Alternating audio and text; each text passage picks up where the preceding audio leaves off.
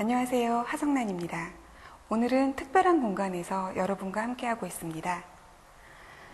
이곳은 한국현대조각의 개척자인 우성 김종현 선생의 예술혼을 기리기 위해 마련된 미술관입니다. 젊은 작가들의 다양한 기획전도 열리고 있으니 많은 관심 가져주시기 바랍니다. 오늘 여러분과 함께할 소설가는 바다의 작가라는 별칭을 가진 그야말로 바다의 향기가 물씬 풍기는 소설가입니다. 소설가 한창훈 선생님을 화면으로 먼저 만나보시겠습니다.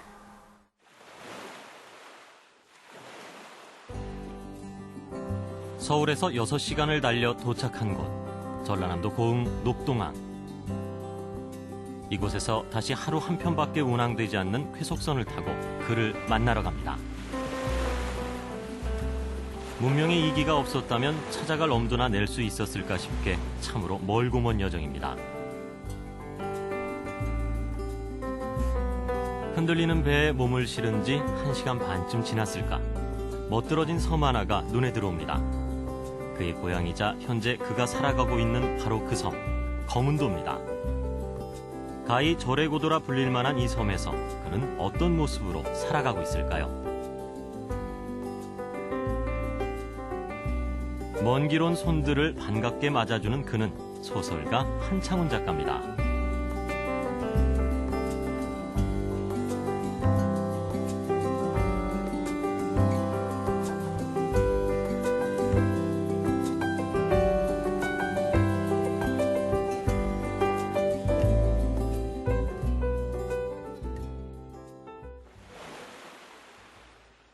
바다와 함께 살아가는 이들의 삶을 구수하게 풀어내 바다의 작가라 불리우는 소설가 한창훈. 지난해 그는 자신의 트레이드 마크인 바다 소설과 작가 자신에 대한 매력까지 듬뿍 담은 2권의 책을 독자에게 선사했는데요. 자신의 문학적 근원에 대한 고백을 담은 소설 나는 여기가 좋다와 첫 산문집 한창훈의 향연입니다. 그동안 그가 발표한 소설의 해설서로 읽어봐도 좋을 이 책은 공들여 다듬은 소설만큼이나 재미있고 감동적인데요. 그의 소설에 어김없이 등장하는 바다 사람들의 이야기와 문학 청년이 되기까지 작가 자신의 이야기, 그리고 세상에 대한 직언을 담은 글들이 실려 있습니다. 소설집 나는 여기가 좋다는 섬을 떠나서 살 수 없는 작가의 진한 고백이 8편의 단편에 녹아 있는데요. 존재의 근원을 찾는 표제작 나는 여기가 좋다와 만남과 헤어짐, 삶과 죽음이 교차하는 생의 풍경을 서정적으로 묘사한 밤눈과 가장 가벼운 생, 성매매 특별법이 발효된 직후 벌어진 소동을 그린 온라인 네코, 그리고 섬 노인들의 제주 여행기를 재미있게 그려내는 등 다양한 문학의 즐거움을 선사하고 있습니다. 척박한 삶의 터전인 바다 이야기를 생생한 언어로 진솔하게 그려내는 한창훈 작가. 그의 이야기를 들어봅니다.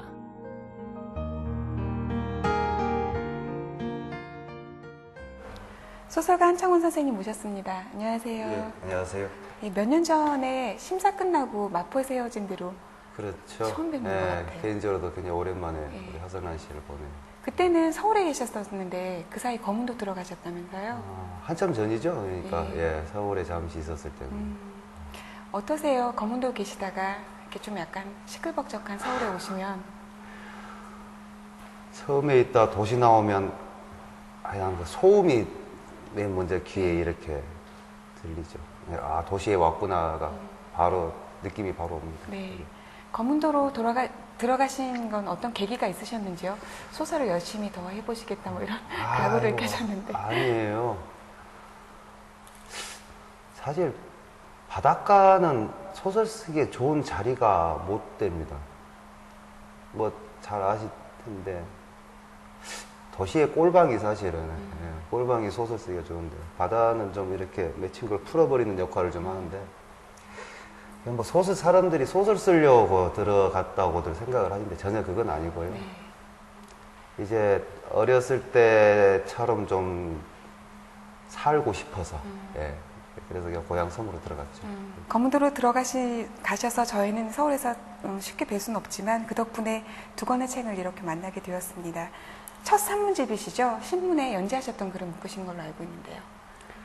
예, 아니 연재를 따로 이거 한 원고는 아니고요. 예. 이제 예전부터 썼던 이제 산문들 중에서 이제 네. 뭐 좀 고른 거죠. 네. 골라서 이제 책으로 묶었습니다. 네. 처음으로 묶은 거죠. 산문집. 산문집 한창훈의 향연, 또 소설집 나는 여기가 좋다인데요. 두 권의 책을 통해서 검은도 생활을 어느 정도 짐작을 할 수가 있는데요. 네. 그렇죠. 오랜만에 첫 산문집을 내신 이유도 궁금하고요. 뭐 이제 글쎄요, 뭐 때가 되니까는 이제 나오는구나라고 제가 생각을 그렇게 하니까요. 뭐 산문집을 내야 되겠다라는 생각을 뭐 굳이 가지고 있는 건 아닌데 시간이 가고 양이 차고 지들이 말을 하는 것 같았어요. 이제 우리 좀 묶어주시죠? 뭐 이런 느낌이랄까요? 그래서 지금 정도의 또 뭐 사실은 소설보다는 산문이 더 직접적인 채취들은 더 강하게 나오니까요. 지금 정도에서는 하나 이제 묶어서 1차 정리를 하는 게 좋겠다 이런 생각도 했었죠. 네. 플라톤의 향연이 얼핏 생각나는 정말 거창한 제목이기도 하면서도 예, 이 글에 딱 어울리는 제목이라는 생각도 들었습니다. 어떤 내용들이 소개되어 있나요? 그러니까 정말 중구난방이고 각양각색이고 이렇죠. 그러니까 주로 이제 뭐 제가 원고 정리해 보면 그게 보이지 않습니까? 아, 내가 그동안 산문들을 이런 배경에 이런 이야기들을 주로 써왔구나가 반대로 그걸 제가 이제 볼 수가 있었죠. 뭐 어릴 때 섬에서 살던 이야기, 그때 바닷가에서 내 정서가 어떻게 만들어졌고 어떤 언어들을 배웠고 그리고 이제 커서는 어떤 과정과 어떤 사람들을 만났는가 그게 이제 총체적으로 뭐 들어갔다고 할까요? 정리했다고 할까요? 네. 그런 거. 책을 읽으면서 가장 부러웠던 거는 어떻게 하면 이렇게 다양한 인물들을 만날 수 있을까? 예. 소설가가 된 것도 이 인물들이 자양분이 되었다는 그런 생각이 들기도 하고요. 향연의 소설가가 된 사연이 소개되어 있잖아요. 네. 등단을 위해서 가진 고생도 하셨다고 하기도 하고요. 아니, 저는 등단 자체는 쉽게 했습니다. 네. 근데 아마 이제 그렇게 읽으셨을 거예요.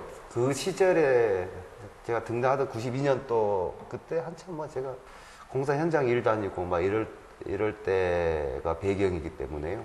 그렇게 나와 읽으셨을 거고. 소설, 제가 26살 때 이제 소설가가 돼야겠다고 처음으로 생각을 했었어요. 그전에는 한 번도 못 해봤는데요. 네. 글 잘 쓴다는 소리도 한 번도 못 들어보고, 뭐 장면상 쪼가리 이런 거 한 번도 못 타보고, 한 세 가지 정도가 이유가 있었어요. 이게 이제 20대 후반이 되면 이제 어쨌든 직업을 고민을 해야 되지 않습니까요? 돈을 못 벌어도 가장 욕을 좀 덜 먹을 직업이 소설가겠구나. 그리고 이제 제가 세우는 어떤 원칙 같은 것을 가장 훼손 안 되게 오래 가지고 있을 방법 같은 거. 그리고 어쨌든 내가 세상에 대해서 어떤 태도를 하나 가져야 되는데 그 태도로서 선택을 했죠. 그리고 지금까지 소설 쓰고 살고 있는 거죠. 네. 책에는 여러 문인들과의 추억담도 담겨 있어서 굉장히 재밌습니다. 그 추억을 쫓아가는 것이요. 한창훈 선생님 하면 작고하신 이문구 선생님을 떠올리는 분들이 많으세요. 네. 리틀 이문구다 뭐 이런 말씀도 한간에선 하시곤 하는데요. 이문구 선생님 보고 싶네요. 그렇죠. 예. 네. 어떠셔요? 이런 말씀들이. 뭐 왕왕 들었었죠 그때요. 우선 뭐 키도 비슷하다고. 네. 서보면 키도 비슷했고요. 좀 아마 성격도 좀 비슷하지 않았나 그런 것을 사람들이 이제 말을 하지 않았나 싶고요. 그냥 문장 같은 것도 그냥 알다시피 그냥 만연체지 않습니까? 예. 이문구 선생님이 만연체인데 제가 그 당시에 이렇게 구사하는 문장도 좀 그런 식이었고요. 만연체가 보면 대상에 대한 그 애정이 보이는 문장들이에요. 반대가 조세희 선생의 문장이라고 네. 할까요? 아주 네. 냉정하죠. 딱 네, 끊어버리는데 차마 못 끊는 마음 같은 거 아, 그런 게 만연체로 나오지 않았을까. 글쎄요, 그 같이 선생님 이야기 오고 나니까 참 생각나네요. 네.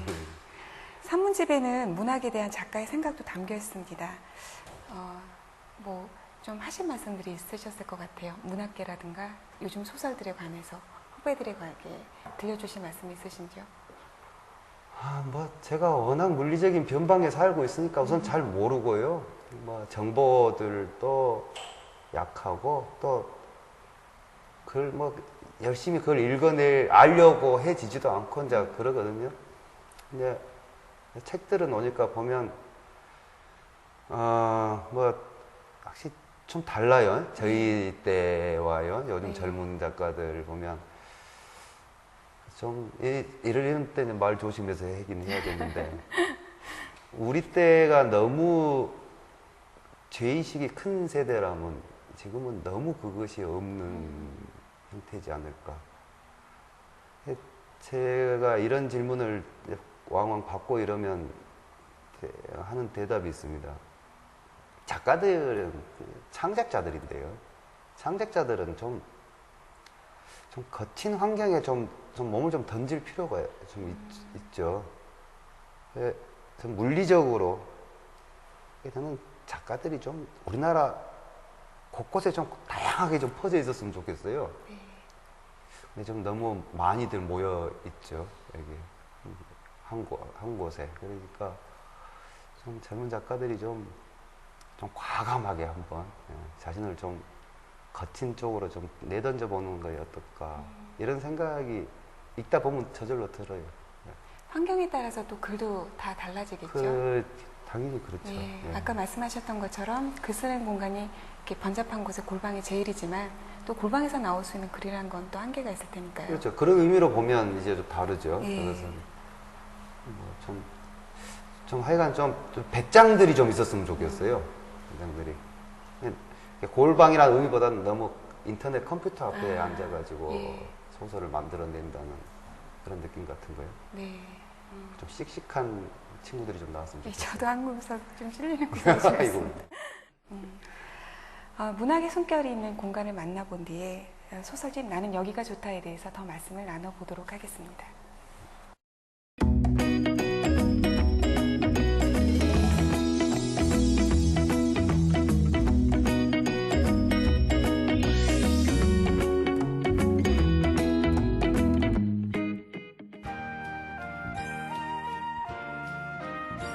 여수와 제주도 중간 지점에 위치한 다도의 최남단섬 거문도. 자고로 섬에 학문이 뛰어난 사람이 많다 하여 거문이라는 이름을 갖게 되었다는 이 섬은 서도, 동도와 고도 이렇게 세 개의 섬이 병풍처럼 둘러쳐져 있어 마치 항구처럼 보이기도 하는데요. 이 아름다운 섬이 바로 소설 나는 여기가 좋다의 무대입니다. 소설집에 등장하는 다양한 인물들은 모두 바다를 삶의 터전으로 삼고 힘겨운 삶을 살아가고 있는데요. 그렇다면 바다는 작가에게 어떤 곳일까요? 작가는 소설의 인물을 통해 스스로에게도 같은 질문을 해봅니다. 당신은 바다가 좋지라. 바다가 좋다. 동료 어부들과 술 한잔하면 흔히들 떠드는 소리가 그거였다. 관광객이 지나다 물어도 그 대답. 그런데 바다가 좋은 걸까? 정말로 바다를 사랑하는 걸까? 그런 생각을 구체적으로 한 번도 해보지 않았다는 것을 그는 오래지 않아 깨닫는다. 새벽한 푸른 바다 위로 솟아오르는 붉은 해. 그곳을 향해 배를 몰고 나아갈 때 V자로 퍼지는 흰 물결. 그 물에 가득 잡힌 생선. 만선으로 돌아올 때의 기쁨. 수평선 너머로 퍼지는 노을, 밤바다를 장식하는 집어등의 빛, 고된 어장일을 끝내고 나서의 달콤한 휴식. 그래, 다들 아름답다. 근데 그걸 좋아하는 걸까? 소설 속 주인공들에게 바다는 생태계를 이루는 다양한 생물들을 제공하는 삶의 근원지이자 생명의 공간이며 또한 두려움과 공포의 대상이 되기도 합니다. 잔잔한 바람과 파도, 평화로운 듯 보이는 바다가 언제 어떻게 뱃사람들의 목숨을 앗아갈지 알 수 없기 때문입니다.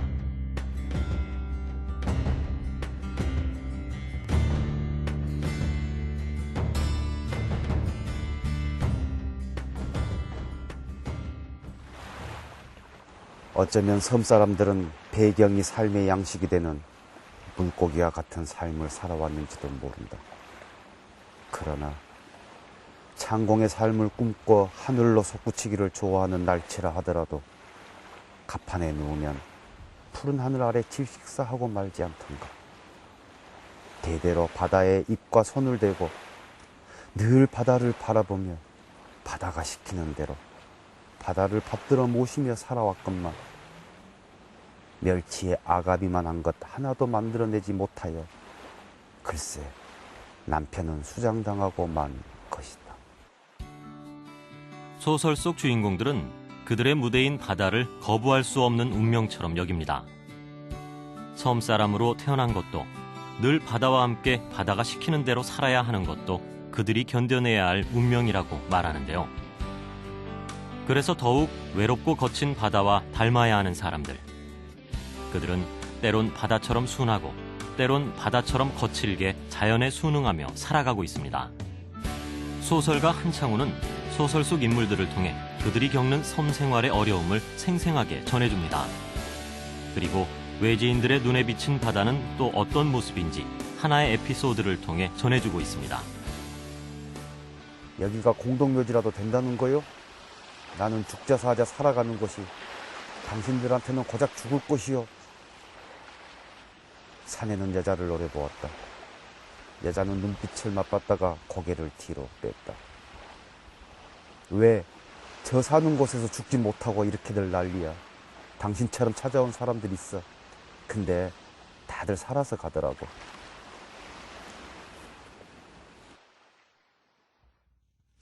이 척박한 자연 환경과 하루하루 사투를 벌이며 고단하고 힘겨운 삶을 살면서도 뿐만 아니라 섬 생활의 답답함과 외로움을 견디지 못하면서도 이곳 사람들은 섬을 떠나 바다를 등지고 살아갈 자신이 없습니다. 그렇게 바다에 발이 묶인 소설 속 주인공들은 자식만큼은 섬에서 살게 하고 싶지 않습니다. 대물림되는 바다와의 질긴 운명을 이겨내고 싶은 것인지도 모르겠습니다.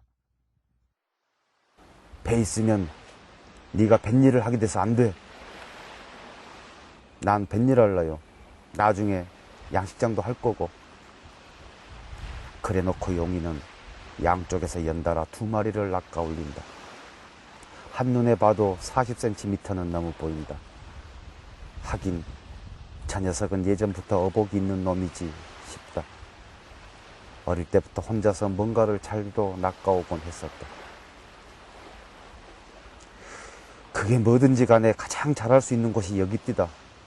동생들은 육지가 좋다니까 거기서 살라고 하고 나는 여기서 어장을 제대로 한번 해볼라요. 천상 바닷사람인 작가와 섬사람들이 펼쳐나가는 삶의 이야기. 그들은 지금 그들의 삶의 터전인 이곳에서 이렇게 외치고 있습니다. 나는 여기가 좋다. 나는 여기가 좋다라는 단편집에는 총 8편의 단편이 실려 있습니다. 표제작인 나는 여기가 좋다에 보면 이제 배도 또 25년 같이 삶을 같이 했던 아내도 이제 떠나보내게 된 한 사내의 이야기가 나옵니다. 재미있는 표현도 구석구석에 있어서 웃으면서 웃었는데요. 섬에서 같은 주인공이 등장하는 섬에서 자전거 타기를 보면 결국 아내를 떠나보내고 섬에서 홀로 남은 주인공이 나옵니다.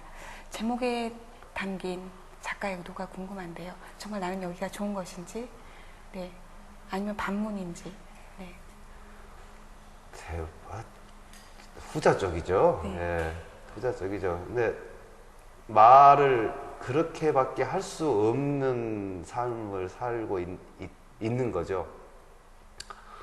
보면 뭐 일단 이제 바다를 떠나고 싶어하는, 섬을 떠나고 싶어하는 아내와 섬에 남고 싶어한다기보다는 이제 아내의 말이 그게 나오죠. 당신은 바다를 좋아하는 게 아니고 육지를 무서워하는 거라고. 그거죠. 그러니까 그 사람이 섬에 남는데 뭐라고 말하겠어요? 할 말이 그거밖에 더 있겠어요?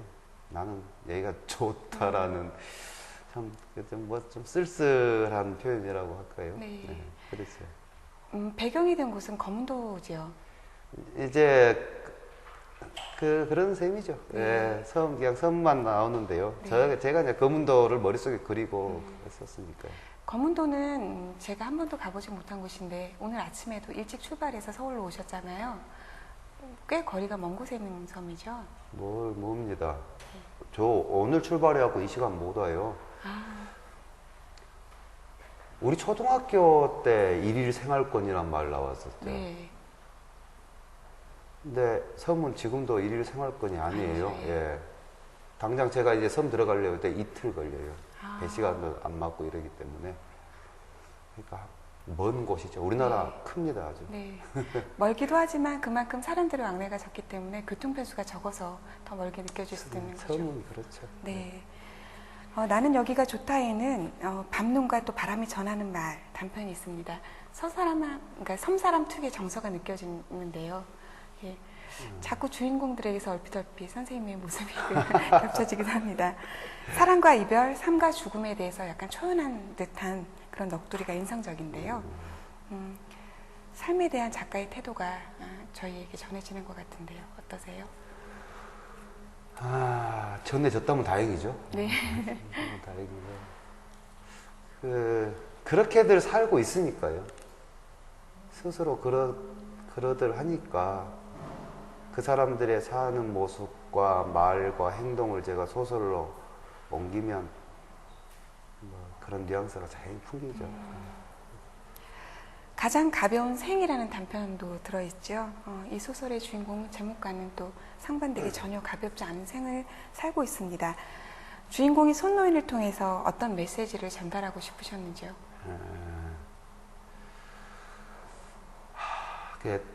저는 이렇게 생각을 합니다요. 가급적이면 메시지는 전달하지 말자. 완성된 이야기에는 지 스스로 만들어진 메시지가 당연히 뭐 담아 있을 수밖에 없죠. 그 소설 안에서 그 손노인의 말 중에 이런 게 있습니다. 부모가 자식한테 남겨줄 최고의 유산은 자신의 죽음이다라는 표현이 있는 거죠. 저는 그런 느낌이 아주 막연하게나마 강하게 저를 이제 휘감는 게 있어서 그 소설을 이제 쓰게 되는데, 어차피 이제 삶과 죽음의 이야기고, 뭐 굳이 거창하게 말하면 뭐 구원의 방식은 어디에서 오는가 뭐 이렇게 말할 수도 있겠지만은, 결국은 사는 게 이거 아니냐. 좀 너무 큰 소리들 내지 말고 너무 거창한, 이렇게 해서 이렇게 요즘 참 글쎄 하여간 많이들 나오지 않습니까? 근데 삶의 기본은 이런 것이다. 이런 거 아니겠는가? 이런 생각으로 쓴 거죠. 네. 아마 거문도에도 이런 상황이 닥쳐오지 않았을까 짐작을 하게 합니다. 성매매 방지 특별법을 이제 소재로 해서 온라인 네코란 단편 소설도 쓰셨잖아요. 또 삼도 노인의 제주 연기도 무척 흥미로웠습니다. 어려운 상황 속에서도 이렇게 피시피시 웃음이 나오는 그런 소설들이었는데요. 저는 하여간 웃음이 중요해요. 제가 이제 예전부터 이렇게 뭐 현장 일이나 또는 뭐 좀 거친 데나 변방이나 이렇게 일을 하면서 살아보면 하여간 물리적으로 힘이 드는 일을 한 사람들은 웃음의 세포가 아주 발달되어 있습니다. 견디는 거의 유일한 방법이죠. 사는 걸 견디는. 그거 외에는 딱히 좋은 방법이 없고. 그러니까 웃는 방법을 찾아내는 거죠. 조금만 어때도 웃고. 네, 그 소설들도 보면 좀 유머러스한 부분들이 많이 나오는데 네, 반전도 많고요. 네. 거기서 아까 말씀드렸듯이 어쨌든 웃음을 자기들이 개발해내면서 살고 있으니까요. 저는 그것을 보면서 같이 웃고 재밌어하고 그것을 한껏 이렇게 잘라내 가지고 장면들 가지고 소설로 이를테면 기록해 놓는다고 할까요? 그려 놓는다고 할까요? 네. 지금 말씀하신 그동안의 어떤 경험 이런 것들이 향연에도 나와 있어서 예, 재밌는 인물들이 많아서 예, 지금 다 시켜드리지 못하는 게 좀 아쉬운데요. 섬생활이 고달파서 자식들만큼 육지에서 살기를 바라는 예, 여느 아버지와 똑같은 아버지들일 것 같아요. 예, 그래도 또 바다에서 희망을 찾으려고 하는 아들, 또 아버지와 아들이 이제 갈등을 겪고 있습니다. 아버지와 아들이란 단편 소설인데요. 네. 이 소설의 구성을 보면 표제작에서 작가는 스스로에게 나는 여기가 정말 좋을까를 묻고 또 소설의 맨 마지막 아버지와 아들에서는 아들의 입을 통해서 역시 바다여야 한다는 결론을 내고 있으시잖아요.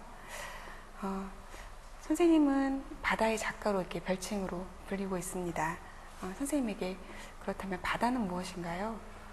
예, 제가 종종 받는 질문이면서 가장 난감한 질문이죠. 바다가 뭔가 이건 제가 우리 하성란 선생님께 당신에게 있어서 소설이란 뭡니까? 라고 묻는 거하고 비슷한데 한 게 되겠죠. 근데 그게 다 대답하기가 참 이게 쉽지가 않아요. 그게 우선 제가 찾고 있다는 것은 첫 번째 제가 대답을 할 수가 있어요. 아직도 제가 찾고 있는 중입니다, 사실은. 몇 가지 대답은 되죠. 고향이고, 어쨌든 또 이 세상을 이렇게 만들어내고 유지시켜내고 있는 거대한 공간이면서 또 뭐 바다가 갖고 있는 뭐 상징성 같은 거 뭐 굳이 제가 말씀 안 드려도 될 테고. 근데 또 바다를 소재로 살아가는 사람들의 삶을 제가 이제 가까이서 늘 보고 이렇게 공유하고 쓰고 이러는데 과연 바다란 무엇일까? 나중에 제가 확실히 찾아지면 그때 대답을 또 할게요. 혹시 처음 나셔서 본 게 바다 아니셨어요?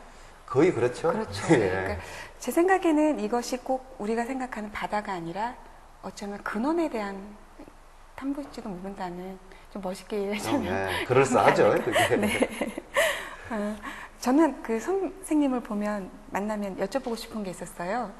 왜 많은 사람들이 어떤 인생의 큰 일을 결정할 때 바다로 가는 것일까요? 네, 옵니다. 네. 서로. 네. 왜 그런지 궁금했어요. 우선 어디를 좀 갔다 와야 폼이 나겠죠. 근데 산과 바다를 봤을 때요. 산은 이렇게 맺히는 역할을 합니다. 맺어주고 결속시켜주고. 그러니까 공부하려고 시험 공부하는 사람들은 다 본능적으로 산에를 가죠. 바다는 푸는 역할을 해요. 맺힌 걸 풀어줘 버리는 역할. 아까 잠깐 말씀드렸는데 하여 애인한테 체이면 다 바다로 오는 네. 이유가 그거죠. 그 시한부 인생을 맞는 사람들도 바다로 가잖아요. 그러니까 몸에 괴로움이 쌓이면 본능적으로 바다를 찾아가죠. 애인과 헤어지고 등산한 사람 못 보셨을걸요? 네. 그 몸이 아는 거죠. 자기가 이렇게 병적으로 맺혀있는 또알이 틀어진 것을 이곳에 가야 내가 풀어진다. 그래서 풀고, 이렇게 우리가 문학적으로 말하면 아주 작은 하나의 죽음이죠. 그게. 그래야 다시 또 하나를 시작할 수 있으니까요. 네. 풀어내야 또 새로운 걸 이렇게 맺히게 할 수 있기 때문에 그래서 뭔가 새로운 출발, 이렇게 하나의 작은 상징적인 죽음의 과정을 겪고 나서 새로운 인생을 산다는 의미에서는 우리가 살아있으니까 본능적으로 바다를 오죠. 네. 한창훈 선생님 하면 역시 핵심을 이끌어내는 맛깔스러운 묘사와 생생한 사투리, 또 아까 계속 말씀드렸던 해악이 아닐까 싶습니다. 이런 힘은 어디에서 나오는 것인지요?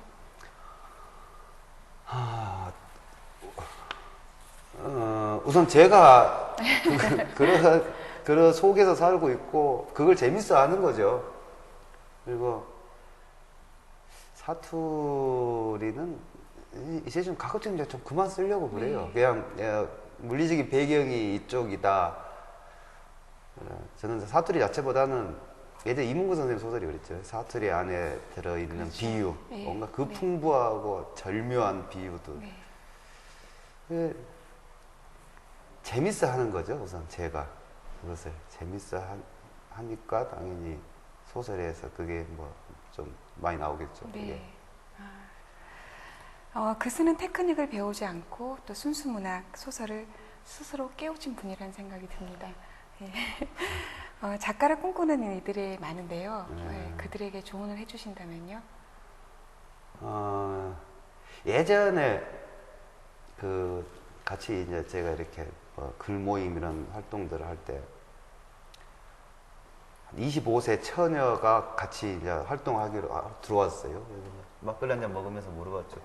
왜 너는 이 글을 쓰려고 하느냐 그러니까 이 친구가 뭐 막걸리 한잔 먹은 덕도 있지만은 어렸을 때 아버지가 낙지를 잡으러 가면 자기를 안고 갔대요. 네. 서해안 바다인데요, 배경이. 그러면 애를 바위에 앉혀놓고 이렇게 낙지를 잡으러 가서 안개 속으로 사라졌다가 또 저쪽에서 나타났고 자기를 안고 이렇게 가는 그 풍경들을 이야기하면서 이제 눈물이 나죠. 아버지는 돌아가셨고 자기는 작가가 되려고 하는 것도 아니고 이 기억 하나를 문자로 정리해 놓고 싶어가지고 왔다는 거예요. 같은 거죠. 누구나 다 있죠. 그런 저는 아주 개인적이고 아주 소소하고 아주 사소한 그런 자신만의 예전의 그런 장면들을 붙들기를 권하죠. 네.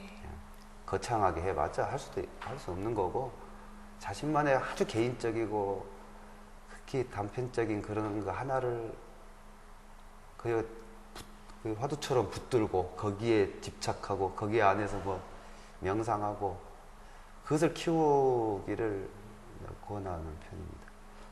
그렇다면 만약에 글을 쓰고자 하는 사람이 자신의 사소한 이야기를 다 하고 나서 더 이상 할 얘기가 없을 때, 예, 그럴 때는 이제 할 이야기 없으면 이제 되는 그만해야죠. 네. 아까 좀 난감한 질문을 또 드려야 하는데 바다가 무엇이냐라고 했던 질문과 마찬가지 질문입니다. 선생님께 문학은 무엇입니까? 이럴 때 대답을 다 근사하게 해야 되는데요. 많은 작가들이 대답을 다 하셨겠죠. 아주 깊이 있는 대답들을요. 저는 김현 선생께서 쓰신 글 중에 이런 대목 문장을 봤어요. 병든 세상을 껴안고 함께 아파하기. 결국 저는 작가들이 문학을 하는 이유가 그거지 않을까. 또는 그거여야지 않을까. 완벽한 사회라면 예술가, 작가가 필요 없지 않습니까요? 어쨌든 우리 직업군이 왜 만들어졌는가. 어쨌든 세상이 병들고 아프고 다들 구원을 꿈꾸기 때문에 그럼 우리가 구원을 주냐? 못 주죠, 당연히. 대신 같이 아프기. 모른 척 외면 안 하고 슬그머니 자리 뜨는 거 이런 거 하지 말고 같이 아프하기. 또 이러면 또 너는 제대로 하고 있냐 또 이렇게 물어보시면 저도 난감해집니다. 네, 그래서 저는 지금 선생님께서 가장 아파하는 부분이 어떤 것인지도 좀 궁금했는데요. 이럴 줄 알았어요. 세상 자체라고 하면 너무 대답이 거창하죠. 네. 저는 어차피 써온 작품들이 다들 아웃사이더였고 제가 사실 눈이 늘 가 있는 것도 아웃사이더, 변방. 그러니까 물리적인 거리도 그렇지만은 또 사회적인 척도에서 봐서도 약자들, 작가들이 약자들 편에 서야지 강자 편에 서면 작가라고 할 수 있겠어요. 지금 어쨌든 힘든 일들이 많이 일어나지 않습니까요? 그것을 계속 아파하고 말 조심해서 해야 돼요. 이게 제가 덤태기를 쓸 수 있어요. 자, 그렇다면 당신이 더 열심히 하시기 바랍니다. 이래버리면. 근데 어쨌든 삶 자체입니다. 예. 검도 변방에서의 삶도 당연히 힘들죠. 도시에 비하면 거기는 뭐 없는 것도 워낙 많고.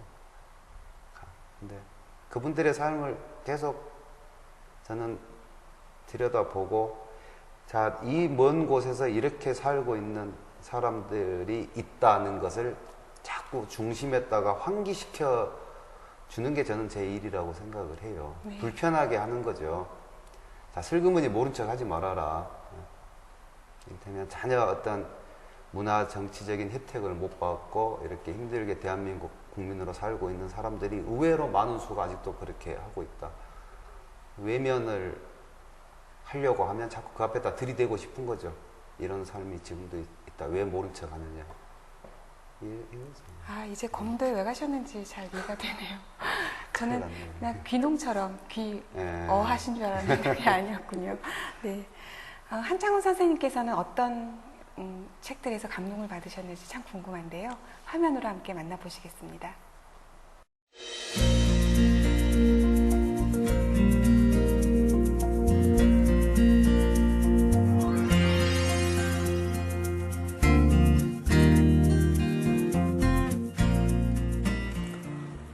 제가 추천한 첫 번째 책은 칼 세이건의 코스모스입니다. 책 좋아하신 분들은 아실 거예요. 유명한 책이죠. 천체 물리학자였죠. 칼 세이건은. 그런데 뭐 단순히 우주에 대한 이야기뿐만 아니고 우리 인간의 역사, 문화, 철학 아주 다양하게 아우르고 있는 책입니다.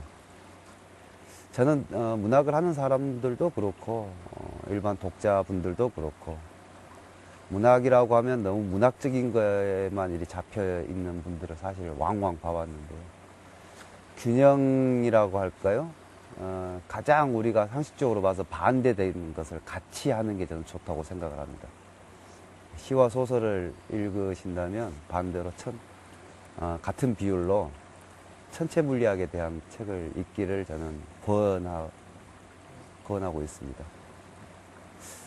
요즘 사람들이 우주에 대해서 이제 예전처럼 꿈을 많이 꾸는지 모르겠어요. 이 책이 그런 역할을 좀 했으면 좋겠습니다. 두 번째 제가 추천할 책이 장편 소설입니다. 박상용의 죽음의 한 영구. 아마 책 좋아하시는 분들도 좀 난감해 하실 거예요. 좀 읽기가 좀 까다로운 책인데 한번 그 맛을 들이면 정말 빠져들지 않을 수 없는 그런 책입니다. 저도 한번 성공하는데 시간이 좀 걸렸는데 한번 읽고 나니까 아주 참 손에서 못 놓겠더라고요.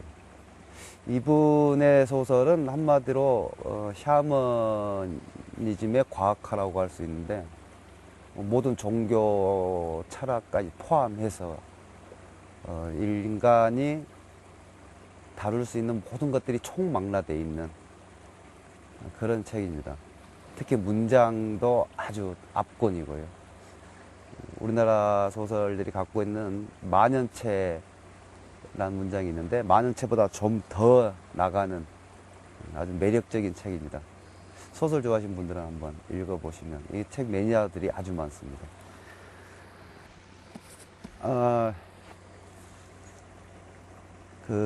한 지식인의 삶과 사상 대화라는 책입니다. 제가 요즘 한참 읽고 있는 책입니다. 이영희 선생에 관한 이야기인데 이영희 선생이 쓰신 게 아니고 임원현 선생하고 두 분이서 대담하신 내용을 써놓은 거죠. 아시다시피 이영희 선생님은 언론인이자 우리나라의 살아있는 지식인, 지성인으로서 아주 이름이 높으신 분이시죠. 이 책을 보고 있으면 근대 이후 우리나라가 어떻게 변해왔고 그리고 그 변화의 본질과 실상은 어떤 것인가를 아주 한 번에 분명하게 읽어질 수 있습니다.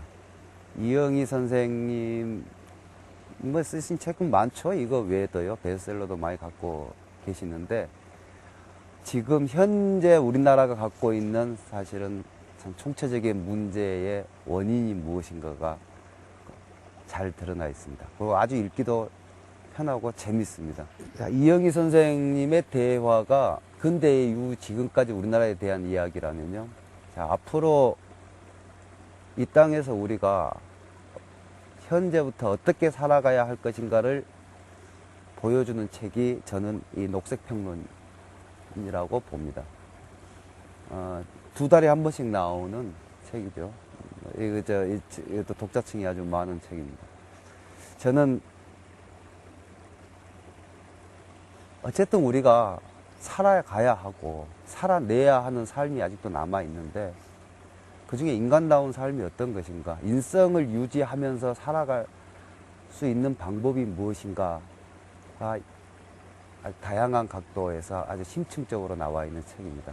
저는 지식인, 지성인까지는 안 가더라도 지식인이라면 또 한 사람의 시민으로서의 사회적인 책무 같은 것을 거대한 건 아닙니다만은 하루하루 살아가면서 우리가 너무 돈의 노예가 되지 않을 수 있는 방법이 이 책에 안에 있다고 생각을 합니다. 그래서 이것도 추천합니다.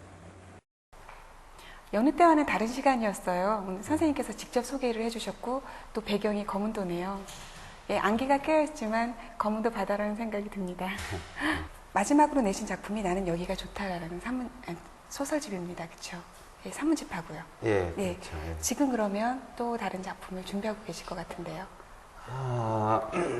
연재한 게 하나 있었는데요. 산문들인데. 그게 제가 아까 말씀드렸던 신문에 연재했다는. 예. 그거 이제 바다 이야기인데요. 네. 그것도 바다 이야기인데 그걸 이제 책으로 묶는 작업을 지금 이제 하고 네. 있고요. 그다음에 이제 장편 하나를 이제 지금 한참 밑그림 구상 중이라고 할까요? 네. 그러고 있는 중이에요. 그곳은 검은도 바다 이야기가 아니고 아까 말씀하셨던 것처럼 사투리가 나오지 않는 소설인가요? 예, 안 쓰고 쓸 생각입니다. 네. 신문에 연재 중인 3분에 대해서 많은 분들이 한번 읽어보라고 좋은 글이라고 그래서 아까 제가 계속 말씀을 드렸습니다. 예. 이제 검은도에 이틀 후에나 들어가시게 될 텐데요. 네. 이렇게 먼 길 나와주셔서 정말 감사합니다. 예, 뭡니다. 네. 오늘은 특별하게요. 스튜디오가 아니라 검은도 바다를 배경으로 선생님의 낭독을 들을까 합니다. 선생님의 낭독을 끝으로 이 시간 마칠까 합니다. 선생님 나와주셔서 감사합니다. 예, 고맙습니다. 예를 들어 누구네 뒷담이 무너지는 꿈을 꾸었으면 담장 보수를 하게 했다. 그냥 있으면 예언대로 횡재를 당하기에 다들 잘 따랐다. 손이 가는 곳은 무엇이든 좋아졌다. 심어 놓은 것은 잘 자랐고 버린 것은 잘 썩었으며 내만져 놓은 것은 밝아졌다. 죽은 아이의 영혼이 자꾸 찾아오는 집이 있으면 잘 달래 천도시켜주기도 했다. 귀신도 잘 따랐다. 지금도 돋보기 쓰고 조용히 앉아 계시던 모습이 떠오른다.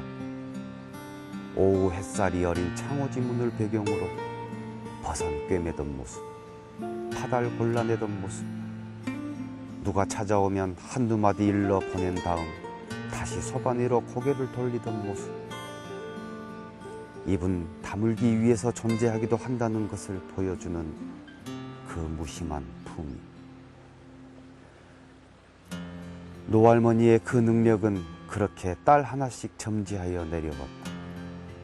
샤먼이 물러간 과학의 세상이지만 그런 능력은 뭐라 설명하기 어려운 매력이 있다. 계속 이어지면 좋겠는데 나에게 여자 형제는 여동생 하나이고 여동생은 아쉽게도 딸이요.